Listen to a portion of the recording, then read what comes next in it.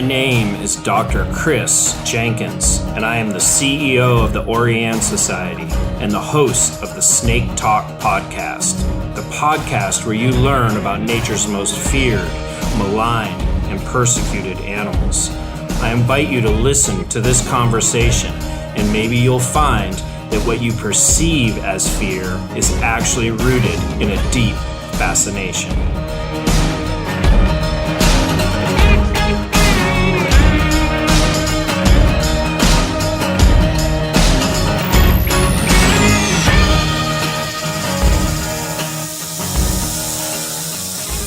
Welcome to the Snake Talk podcast. I am here with Liang. She's a professor at the University of Kentucky, and she just has this really incredible, diverse set of skills and knowledge.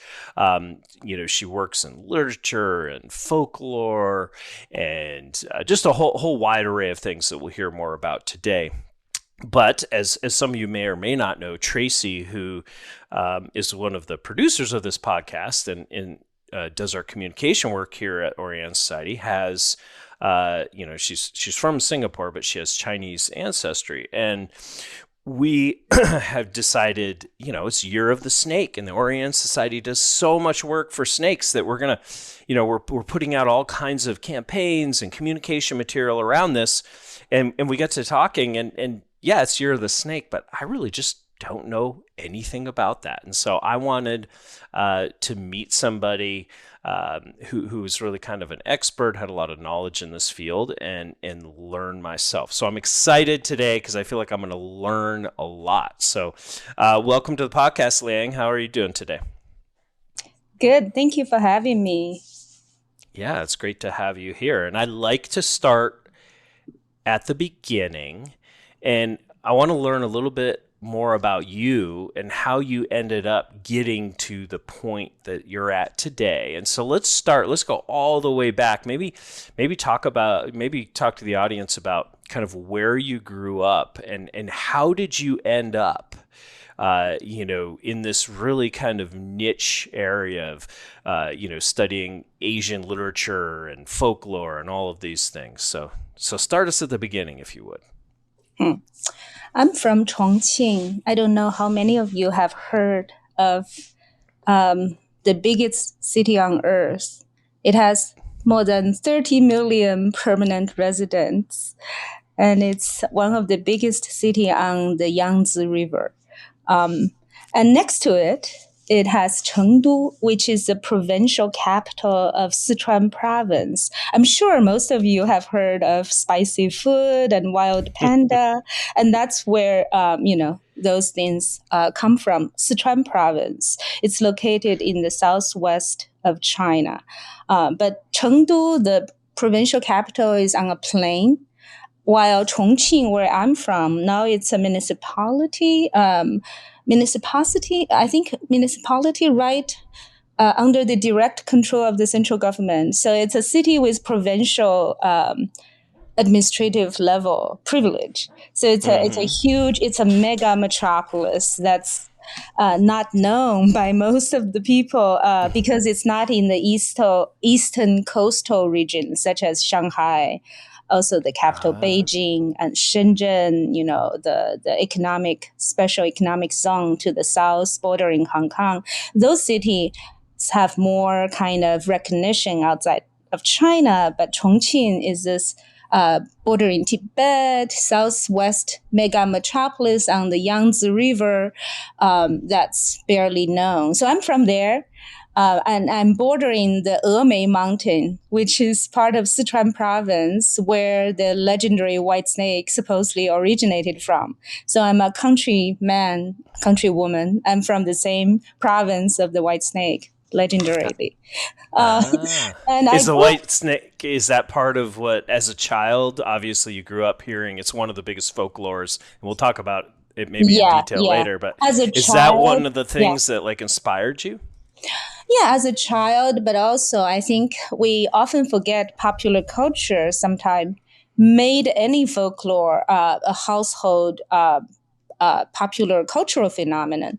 So it is the 1992 Taiwanese soap opera, the new legend of the white snake, that actually made this so-called ancient classic tale to be a household tale throughout the Chinese-speaking world, not only in Taiwan, mainland China, but also in Southeast Asia. There's Chinese diaspora in not to mention Singapore has more than 90% of Chinese population, but even in like Malaysia, other not predominantly Chinese societies, there's a lot of Chinese people. Thailand has one of the biggest overseas Chinese population. Most people don't know that. So with all these factors, this tale actually became like a global phenomenon. It's not just, restricted by geopolitics. So people in New Zealand, if they are of Chinese origin, or have any knowledge about Chinese culture, they would know that tale. And most people got informed because of a 50-episode Taiwanese soap opera from 1992. Yeah. That's great. So you're growing up in this kind of like more inland China, and there's this famous folklore out there. How did you, or when did you kind of decide? Were you still a child, high school, whatever? That when did you decide this is a direction that you wanted to study and, kind of become a world expert and move in that direction? Did it happen kind of young, or was it later in life? Actually, if I say I was influenced by like Sichuanese local opera from an early age, that's a lie. I actually don't know much about the influence. Other than the 1992 TV soap opera, which was like my last year of high school. So I didn't grow up, I didn't grow up and getting influenced by the tale. It's more like when I went to college, when I went abroad to study in the late 1990s, when I started to work on my PhD dissertation, wrote my first book. And this person I wrote my first book on happened to be the one who wrote the Peking opera version of the White Snake text in 1950s in Beijing. So my first book kind of ended with him writing all these so-called traditional Chinese operas in the new communist Beijing, the first decade of communist China in Beijing in the 1950s. And so that's the end of, I ended with a text in 1958, I think, in my first book. But then I ran out of steam. I couldn't go on. So my second book, when I started conceiving it, I wanted to start with this White Snake Peking opera that was written in socialist China in the 1950s. And so that is sort of the beginning of a brand new project, which happens to be actually tracing back to like a 10th century folk tale written in a written form, but there's a longer oral tradition, and then mainly focusing on late 19th century missionaries, diplomats from the US, and how they translate the folk tale, and then go all the way through the so-called Cold War period in a inter-Asian fashion. So I use Chinese, Japanese, Korean language film to talk about how the tale, the legend was reinvented in a cinematic fashion around 1950s to 70s. And then I go all the way to 21st century with a lot of Anglophone English language texts by female producers in the 21st century, as well as Sinophone or Chinese language texts across the world. So it's not just mainland China, Hong Kong, Taiwan, Singapore, but also other parts of the world. But they happen to be using English language material, Chinese language material to recreate. For example, there's a famous theater group called wild rice in Singapore. Your producer might know, and they are very influential. They did a version, an English language version of the white snake called Mama White Snake. It's two established male performer, director playing female snakes, like the green snake and the white snake. So it's drug, it's cross-dressing, but it's also very interestingly, almost like a Christmas comedy, like pantomime style, like British style. It's very interesting. Yeah. Yeah. Well, let's, we've talked a lot about the white snake, but we haven't, a lot of people probably don't know what that legend is or that folklore. Why don't you give, we don't need to go into the in-depth interpretations and all of that, but what is the real base of that folklore? Maybe tell the people the story of that white snake legend, just so they know what we're talking about. So I always have to give this disclaimer. You can't really give a synopsis that easily because it's such a messy evolution. Each decade, century has its own version. So if I'm hard pressed to give a synopsis, I will have to start at the earliest from the late 18th century, I think. By that time, like 1777, there's sort of a good snake version. So the modern and contemporary version of the white snake tale is about a snake spirit turns into a beautiful woman, marries a human male. In some versions, gave him a son. It has to be a son. It's about Confucian filial piety, extending the family line and all that. But then a Buddhist monk came to intervene and accuse her of violating the norm, human and snake can't be married and all that, and be the protector of moral principle and natural order of the universe, tries to separate husband and wife. And some versions has him suppress her under a pagoda, using a alms bowl, like a begging bowl for a monk. And this pagoda is often called the Thunder Peak Pagoda or Leifeng Pagoda. It's an actual pagoda located by the side of the West Lake, which is in the city of Hangzhou in the province of Zhejiang. So it's a coastal province, very much close to Shanghai, along the Yangtze River. Shanghai is the end of the Yangtze River. Chongqing is the head of the Yangtze River. So my city and the city that's connecting the tale pretty closely. So, but other versions has her liberated by her younger sister, maid figure, who is a transgender figure, this green snake, as accompanying the white snake is also like a female snake figure, but in some versions, she was a male, fell in love with the white snake and was beaten by her and promised to serve her as a female instead. So this transgender green snake came back to overthrow the pagoda and liberated white snake. But other versions, more traditional versions, follow the filial piety. Her son would take the imperial examination, persuade the emperor, and pardon his mother, because he became the imperial son-in-law or something. So there's all kinds of different endings. But the moral of the story actually was a didactic story, saying the snake was bad. The male scholars will be enchanted and they will be robbed of their male essence because of like having sexual relationship with a female snake and all that. So that's pre kind of 17th, 18th century version. But what I'm telling now and what we know today is a righteous demoness story. So the snake is a good snake and she has this healing power. So she will be serving as a herbal doctor in Chinese medicine. They will open a Chinese medical shop, she and her human husband, and saving people like with free medicine and healing power.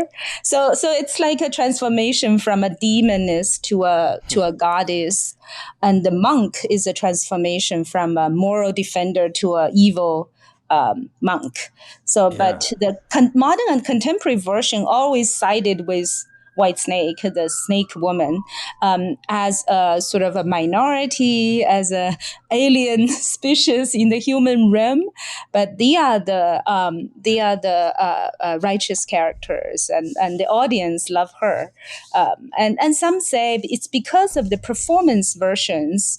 The story actually had a drastic turn around 1777, around late 18th century. It's because of the performances. Audience really want to see the snake wing and want to see the reunion between the snake woman and her human husband. So they are the paying customers. So they kind of somehow initiated the plot change on stage, and then it was written down by scholars to be better version, reflecting the positive, humane, even maternal, and many other good qualities of the snake woman.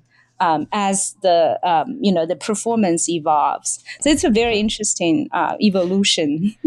Yeah. So you think it was more about the market, if you will, or the audiences wanting to see this shift? Not, you don't think there was a big shift, say, in how people viewed snakes in general that transitioned some of that? Do you think there was like a more negative view historically and that changed? Or do you think it was truly just driven by that, what the audience wanted to see, essentially a happy ending, if you will?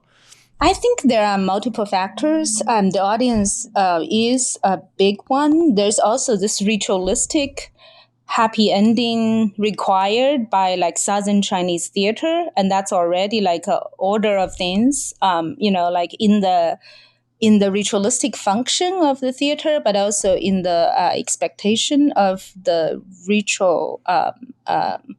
So that's one thing. But then another is what you're suggesting. I think it has to do with the whole idea of from his story to her story.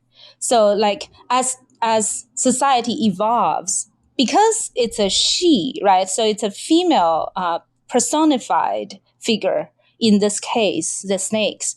Both snakes, although you can use they because they are androgynous somehow, and they are also transgender in some cases. In some local operas, the green snake figure has already been explicitly transgender from male to female. So I think there's this evolution from a didactic tale using the male scholar and the monk as protagonists, telling a story for the male audience that's, only male can get educated to be scholars in pre-modern China.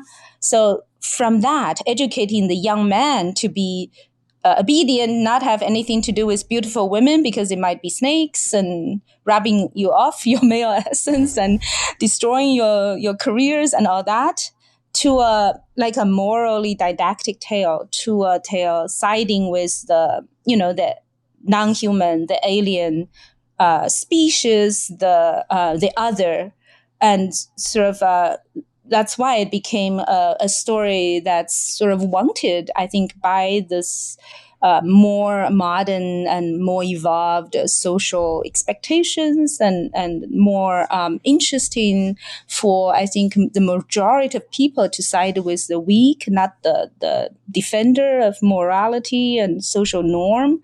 That's why I think there's an opening, an opportunity for this tale to be representing minority perspectives, anyone who consider themselves not part of the majority of the society. So this tale became very fruitful. It's a really fruitful site for all kinds of activism, actually, for gender, race, sexual orientation, and immigrants, disabled, like all kinds of interesting activist spirit came out of this kind of shift focus on siding with the underprivileged and the disadvantaged. Huh, that's interesting. How and I'm assuming that's not just in China, that's more global as you talk about. Yeah. How does the this is a tangent maybe we don't want to go down, but how does the Chinese government deal with that? I'm assuming that they don't necessarily always want activists and so how have they dealt with it in terms of the story and the folklore? Because it's huge, and I've read that it's one of the top folklore stories in China, and so supposedly one of the 4 biggest, and maybe arguably the most influential outside China in terms of in the Anglophone and other language words. So the Chinese government is not a monolithic entity. The Chinese government came from socialist activist tradition, and some of the communist activists in their early. So when I wrote my first book, many of these people actually, before the Communist Party was founded in 1921, they are all anarchists and broadly socialists or left-wing sort of. The interwar period is very much having this pervasive, so broadly defined socialist legacy, right? You can talk about Weimar Germany, Taisho Tokyo, as well as interwar Shanghai as one global trend. And there's Christian socialism, there's socialist feminism, there's all kinds of intersecting ideals. So people, I think, could appreciate the activist spirit even in China, regardless of how ossified the government or how the tightening control of Xi Jinping's, like after 2012, I think a lot of things are tighter even than before. But doesn't mean they don't have sort of appreciation of, there's still state feminism in China, right? So there's a huge state feminism in China. There's the International Women's Day, maybe International Socialist Women's Day, March 8th, just passed. So there's a lot of appreciation of strong female characters. You may use girl power here in the Anglophone word. They may use socialist feminism or a different type of category to describe very interesting intersecting ideas of strong female characters. So I don't think it's inconceivable for people in China. The government is also composed of people of different political persuasion, and maybe many of them educated in the US these days. So it's a very interesting mixture, I would argue. Yeah, that is interesting. I know very, very little about China, so I appreciate that. That's interesting. Let's we started into some of the folklore right up, but I want to finish. Why don't you at least tell the audience? So you started down this direction. Maybe just kind of tell us where did you end up going to school? You mentioned a PhD, so I'm assuming you did an undergraduate degree somewhere. I don't know if you did a master's or you went straight to a PhD, but what was kind of like your academic trajectory that landed you in Kentucky? Hey everybody, I just wanted to take a break and tell you guys that snakes are one of the most persecuted groups of animals in the world, but we are dedicated to changing that. The Oriyan Society works every day to ensure there's a future for these amazing animals. If you care about snakes, wildlife, or wild places, and you like what you've been hearing on the Snake Talk podcast, support us today by donating on our website at www.oriyan.org.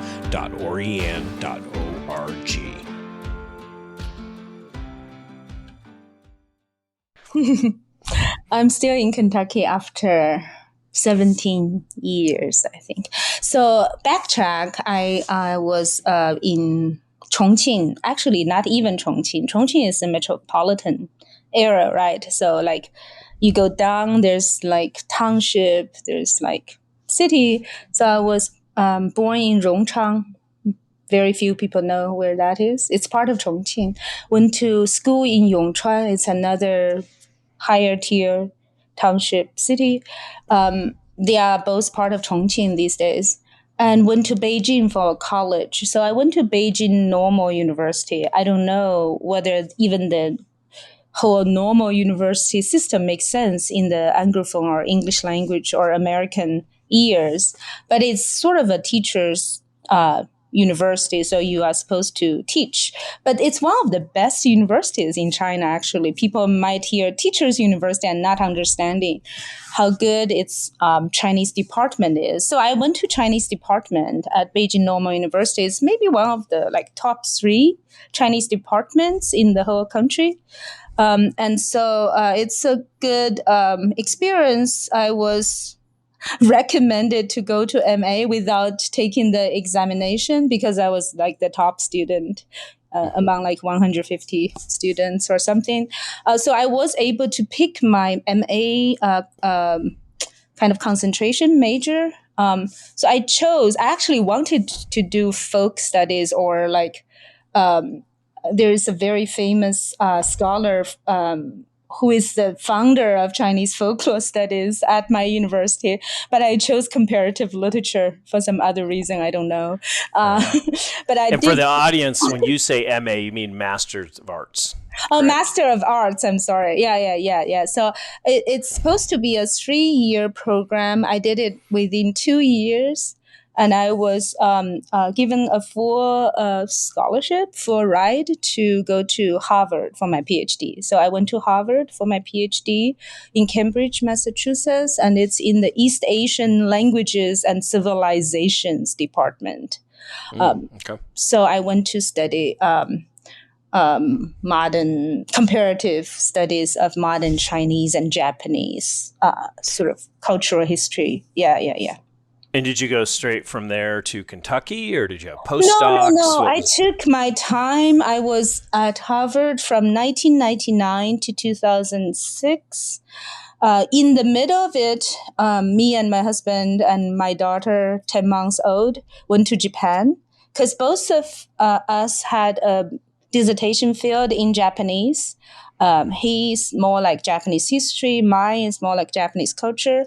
So we went to Japan to do archival research field work at Tokyo University with our, 14 months old daughter.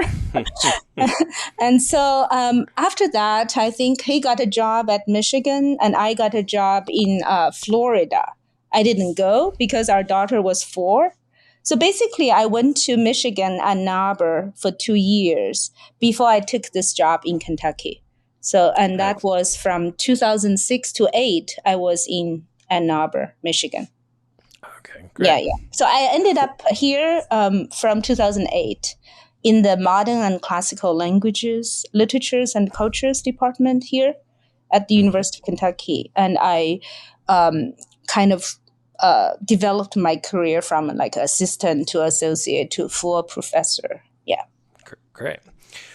Well, I'd like to talk a little bit about Year of the Snake, which is kind of really what prompted me to reach out. So, if you assume a lot of our audience knows almost nothing, why don't you kind of start by talking about Chinese calendar, Chinese zodiac signs, how they work, and then we can dive into the snake a little bit more. But how does it work? And I'll let you. Yeah, why don't you take it from there before I butcher any further? The 12 animals. So each Chinese person or everyone actually has your birth year, right? And so these years correspond to a cycle of 12 animals in the Chinese zodiac, right? So I was born in the year of the tiger, and you can calculate how old I am. Me too. You and I, I can tell based on when you graduated, we're the same age, despite you looking like you're 26 and me looking like I'm 60. But yeah. Oh my God! So we are the same age. We are both year of the tiger, but we may have different rounds difference. I may be 1 round older than you or younger than you. I thought Oh, I if think you know I my think I'm year of the graduation. wood. I think I'm wood tiger. I'm trying to Yeah, remember. yeah, yeah. If you know my year that I go to college, and then we are the same generation, I'm pretty sure. Yeah, yeah. Yeah, I graduated high school. I was born in 1974. Same. We are the Yeah, same age. yeah. Oh my god. Yeah. So each person has a year designated to them according to the Chinese zodiac. So we just when we talk among Chinese people, we don't say which year we are born. We just say we're born year of the tiger, year of the dragon, and that's how you introduce yourself, and everyone understands. So according to the Chinese zodiac, um, yeah, the elements are wood, fire, earth, metal, and water. And the zodiac is based on the five elements theory or 五行. So it has to do with Chinese philosophy. It has to do with the composition of the universe. So you can be like a wood tiger, as you mentioned. Yeah, and then you multiply 12, multiply 5, it will be 60. So the whole round goes like, 甲子, like 60-year full cycle. Is there anything else you want? So there's so like for example, like we were talking about, tiger would be 1974, wood Mhm, tiger. mhm. So then the next, does it like would 76, what was next? The horse, right? So then it Ah, so tiger, in rabbit, tiger. dragon, snake. If I still remember my zodiacs. Well, because I think the snake just barely beat the horse because it wrapped around. I'm going to have you Yes, tell that snake story. goes after dragon because Yes. also in Chinese mythology, a snake is a little dragon. Okay. So Well, dragon is a mythical animal, but snake is real. So when you don't have dragon in real life, snake is considered a little dragon. So snake can control water, just like the mythology that dragon controls water, right? If dragon yeah, sneezes, it will be a torrent, like a storm, winds, yeah. like, and then it controls flood. So white snake in the legend, she controls flood. But then in the evil version, like before the 18th century, she can flood the whole city just to reclaim her lover, right? But then in the later, better version, she used water to cure, right? So water can be a flood, destroying, but can also be like curing in terms of healing power. So it's very interesting. Yeah, yeah, yeah. So back in terms of how it works and the calendar itself. So you have 12, you have 12 animals, Mm-hmm. and they go in order, and I'll have you tell the story about the race and all of that in a minute. But before that, but then you have these elemental components. So we talked about like wood, and I know there's like Mm-hmm. metal and probably Mm-hmm. water and other Mm-hmm. things. How do those interact? Meaning like, you know, we said we are year of the wood tiger. Mm-hmm. Like, when is year of the wood tiger versus year of the water tiger or whatever it might be? So, do you understand? I know what you're saying, but I'm not an expert. I have to think about it. So 金木水火土, I know the order, like metal, wood, water, fire, and earth, right? And then I know the order of like 鼠, The 牛, elements. 虎, 兔, 龙, 蛇, 马, 羊, 猴, 鸡,狗, 猪. So what I chanted is the 12 animals: rat, ox, tiger, rabbit, dragon, snake, horse, sheep or goat or ram, monkey, rooster, dog, pig. I still remember my 12 zodiacs. But And you the just pair them with the order of the 12 animals and the order of the 5 elements. You know I what I'm got you. Okay. saying? Yeah, yeah, yeah. But I could be wrong, but I think I had it right Yeah. in terms And of, so yeah. and and So snake is she, right? Is that how you say it? 蛇. I mean, it Shla. looks like she, S-H-E, but it's 蛇. Shla. Okay. 蛇. That's as good as I'm gonna get. I'm sorry. Oh, I can be very strict when teaching Chinese. I'm sure, but so Why don't you tell a little bit about that base story? You have these animals, and how did they get in the order that they're in? I'm not sure. Like, have you heard a lot of stories? I mean, Well, I've just read in multiple places that there was this big race amongst the animals, and in the order that they finished that is the order that they're ordered, and that's when I was saying like what I've read in multiple places is that the snake actually wrapped with the horse was beating the snake. But the snake wrapped around the hoof of the horse, and then just before the finish line, the other end of this river, they're racing across a river. Just before that, the snake launched off of the horse's hoof and came in oh, sixth. I think So you know more than me, more than I do about these stories. I don't know much about them. that was kind of I've read various things. I have a book on it that I got, and then also just reading on the internet. And there was an interesting story about the pig. The pig came in last, I think, but there was something very redeeming about it coming in last. I think like one of the animals like allowed other animals to finish before it. I don't know if it was the pig or not, but Oh, anyways. So let's stick with it. So it's Year of the Snake this year. What's the significance of that? Like besides let's just say somebody who's born this year, and they later in life, like you said, that's how they identify. It's almost like how they you wouldn't say, "Oh, I'm born in July such and such." You just say, "I am, whatever, water snake," or whatever it might be. actually, I don't know how self-conscious the Chinese is about the elements and the snake and the zodiac combination. I'm not sure. They might just say I was born in the year of the snake and never Not, distinguish water, wood, metal. yeah. That's my understanding. Like at least the everyday practice of hmm things. Yeah. They are not very self-conscious about the differences. I mean, what is like if you are born in a year of the snake? Like, what does that? Besides just identifying when you were born, but what does that mean? I mean, the way I understand it, it's almost like, here saying I'm an Aquarius, and being an Aquarius means that I'm gentle and kind, or whatever. I have no idea what it means to be an Aquarius, but what does it mean to be born in the year of the snake? Are there certain traits that they put on people? Do you know?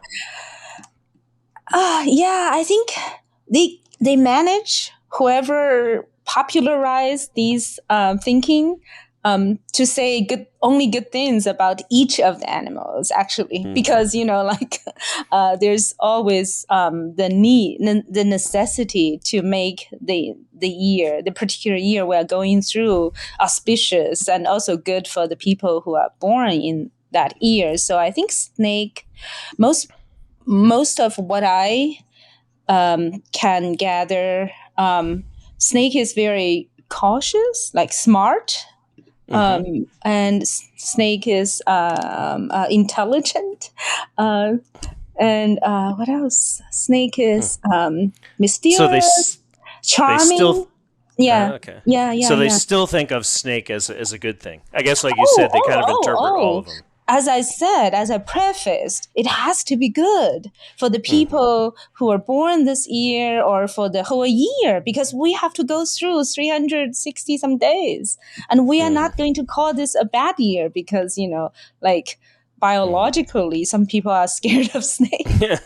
So you have to make it auspicious regardless, hopeful, good Yeah. fortune. So they will be able to. I'm quite impressed by how, for every animal of the 12 zodiacs, they are able to even like convincingly have corresponding traits for each of them, and then still make people feel like very auspicious. It's all good fortune. Yeah. So you have Yeah. to. And they are like, they are mysterious, cool. They are like, good observer. They are, it's all good. It has to be good.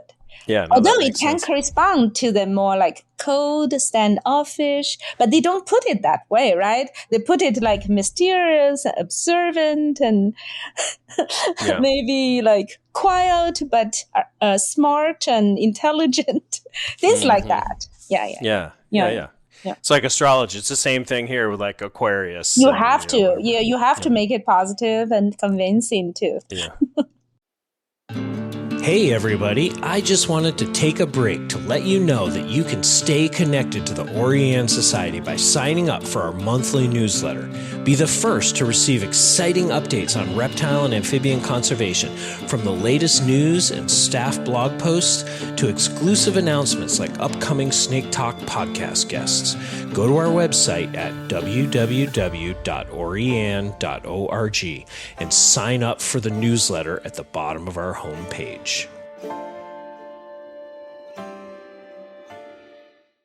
How about, so whether it's in China or in the various places around the world, how do people celebrate Year of the Snake?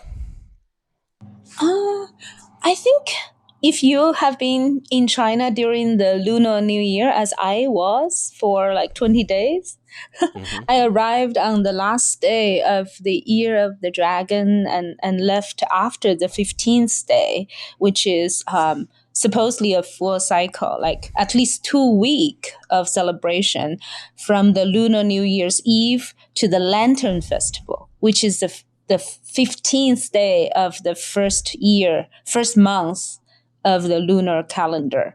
So which falls in something like February. So the new year, I think, was January 28th or something. And then And an important thing is that it's not always the same date on the no, Chinese it's the calendar. lunar calendar. So Yeah. I think East Asian societies, including Korean, where Vietnam and Southeast Asian. So many places and regions, countries and regions are still heavily, influenced by this kind of lunar calendar. Although Japanese might be one exception, they only celebrate officially the January 1st in the solar calendar these days. They are one of the first East Asian countries to ditch lunar calendar and traditional Chinese customs. But anyway, so you have all kinds of. So if you watch the biggest national or international celebration is on Lunar New Year's Eve. It's a TV program. It's like a 4 or 5 hour TV program on Central Chinese television. That's the most watched TV program on earth because it's watched by I don't know how many billion, or like it's watched by the most population on earth, which happens to like open around 8 p.m. and then go all the way to like 1 a.m. or like cross the lunar calendar from dragon to snake or any other two zodiacs. So you have all the snake symbolism, like cartoon figure, fluffy animals. So you have all that kind of folk custom, like you can cut window decoration in snake form. So you can have pastry in snake form. Anyway, and it's very cute. Like, so the snake are cartoonish and cute. They're not scary. So you have to imagine all these also like beautification in terms of art and design. There's like a famous erhu tune. Do you know the two-string Chinese instrument? I've seen them. Yep. Yeah, and it's called 金蛇狂舞, literally like golden snakes dancing wildly. And it's like almost like a horse galloping type of music, very quick and quick-tempoed and very happy. So it's often played for celebratory occasions, and that's one of the really important pieces for the Year of the Snake. There's many more such things. So it's like a big celebration, like it is parades and parties and dinners. But then I didn't finish because the 1992 stars from that Taiwanese soap opera, the snake the woman who played the snake, White Snake, is already 70. And she is as young as someone in her 40s, I think. And she and her whole cast and crew were invited on, I don't know, a dozen TV programs because of the Year of Snake. So the whole White Snake TV soap opera was revived, and their like famous songs were played everywhere, performed everywhere. And my 96-year-old grandma, her favorite piece is listening to the 1992 soundtrack because her eyes are failing, but she loves to listen to the the soundtrack from that TV soap opera. That's her favorite. Okay. Yeah. Gotcha. That's another similarity. I still have a grandmother alive too. She's 98, but I don't think she watched the Taiwanese soap opera. But maybe I'll try to turn her on. She can't watch anymore, but she just listens, and she's really in love with that kind of operatic tunes. Yeah, it's very pretty. Okay. So it's really a big celebration with a lot of kind of iconography around snakes, like you said, pastries and cakes and, whatever. Are there any would there be major differences between, say like a year of the snake New Year's celebration and like a year of the ox or whatever other symbol, or besides the iconography, or is it pretty much just a big celebration? I think it's really just what I said. The whole white snake thing gets revived because that won't be for the ox. So apparently they are the busiest, most in demand, most favored celebrities during the Year of Snake celebration, just because they are the original cast from the 1992.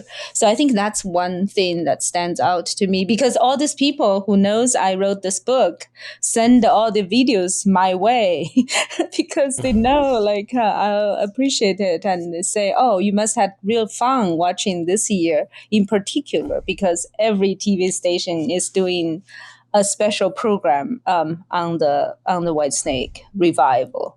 What else? Oh, yeah. I also got interviewed all over the place because of this Year of the Snake. I would not get all those interviews if it's a Year of Ox. What else? Yeah, I think it's mainly just the Lunar New Year convention with variations, I would say. Yeah. Okay. Well, let's. We talked a little bit about White Snake, and we'll go.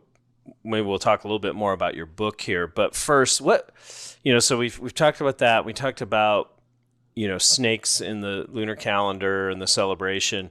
What in general, how are snakes kind of are they represented beyond those examples? Are they like prominent figures, say in Chinese folklore and mythology and current culture, kind of outside of some of the things we've already talked about? And maybe just give us some examples there, if you would. Oh, it's huge, actually. So the whole creation myth of China, God invented, in the Christian iconography, but here it's a female snake figure. That's the creation goddess of Chinese people. Her name is Nuwa. She's half snake, half female, half snake. She has a female torso head and then a snake tail. So this whole primordial myth, of course, her brother, husband, they are like brother, sister, married together. In some mythologies, they share the snake tail, and then it's just a female and a male head. And so they are the sort of a creation goddess. So it's very, very important how Nuwa used dirt and she created people out of dirt. And that's part of the snake woman as very powerful. in the Chinese mythology. So that's very important. And I think white snake has that kind of primordial, also positive kind of power. There's you mentioned a two-headed snake. I can't remember, and maybe it was the same, but I was reading about some mythology from China with again a two-headed snake, and the snake, it was described as the body being purple and the heads being orange, and it just was fascinating to me because there's an interesting viper that is in China called a Fee's viper. And that's the color pattern, which would be a rare color pattern for snakes. I was just curious if, not that you'd be able to answer this, but I was suspecting that some of that mythology around that two-headed snake's colors came from this actually, somewhat, I guess, rare-ish snake that is in China. Could be. So. Could be. Yeah. Oh, actually, in most iconography, they are not like sharing one tail. They are like having intertwined tails. Oh, okay. So it's kind of still two entities, but they are like having intertwined tails and a male and female head. So it's very, very interesting. And then you have this negative connotation of ox demons and snake spirits, which is a term used during the Cultural Revolution in the 1960s and 70s to criticize like intellectual as reactionary and counter-revolutionary or something, like in the Maoist sort of class struggle and lingo terminology. It's called 牛鬼蛇神, like ox demons and snake spirits. That's really very politicized, and just saying they are snake spirits is saying they are the enemy of the people and they are evil and reactionary. So that's like the politicized version of using snake as categorizing people as black, not red in the political universe. It's very interesting too. Yeah. Okay. That's a very contemporary association, but also has some sort of folklorish kind of. Also, actually, the original term is from Buddhist iconography. In Buddhism, when you go to the hell, the ox demons and snake spirits will be the hell runners to come to get you. It's like the Reaper Reapers. Yeah. So they are the ox. It's like ox-headed person and snake-headed person, right? So they are the demons of the hell. But then Mao Zedong, the Communist Party leader, used that to kind of belittle the intellectuals as counter-revolutionary and hell runners. Yeah. So it's from the Buddhist iconography, I would say. Yeah, has a much longer history. Yeah. Yeah. Oh, that's fascinating. Well, let's talk a little bit more about your book, and then we'll wrap up here. But so we talked about kind of the legend of the white snake, and we talked about this soap opera and got into some depth. But maybe so obviously that sounds that's kind of like a framework for your book. But maybe talk about your book and using that as your framework and some of the background. What was the book about? What direction did you take this mythology, folklore in, and yeah. So I wanted to do a book like post 1950s to contemporary, sort of second half of 20th century and 21st, and then I was advised to go further back. So basically, I traced. My main texts are from the late 19th century, so it's kind of bookended with American English language Anglophone interpretations of the Chinese legend. So it's interesting, I think, for an American audience to hear some of the earliest renditions of the Chinese legend by kind of Kentuckian-born American missionaries and some other, like my Kentuckian students gets very excited. They are like grew up in Kentucky, grew up Christian and all that, but also diplomats. So I used some of the major texts from there. Some of them even have really rich historical photos as illustrations. So it's very interesting to go from like late 19th century to 21st century and shift from male authors to female producers. I mentioned that there's a number of important texts, including one Pulitzer Prize winning Western opera, English language called the Madam Whitesnake. And that's like 20 teens. And then some other, like bookended the book with Anglophone renditions. But in the middle of the book, so if the book has 3 parts, part 1 and part 3 are more like late 19th century and 21st century, but part 2 is like what I call the Cold War period, like more of like what I think is really important, because we often only talk about like Chinese speaking words, even maybe inference of the tail and the snake symbolism within like ethnic and cultural Chinese population. But here you find like Japanese, Korean language materials, and it's very interesting how they reinvented for their own purpose this folktale. So I'm very proud of all the obscure Japanese language, Korean language films that I was able to excavate through archival and other works, because I was in Japan, I was in Korea for a year, just doing all kinds of work and learning the language. Japanese I have learned during graduate school, but Korean I had to pick up after getting tenure when I was in Korea for a whole calendar year from 2014 to 2015. So it claims to be global, but it only uses like mainly four languages. So Japanese, Chinese, Korean, and English language materials. But the Anglophone word is very broad. So I also talk about Malaysia, Singapore, and other Southeast Asian texts, but written and performed in English. So that's sort of a larger scheme of things.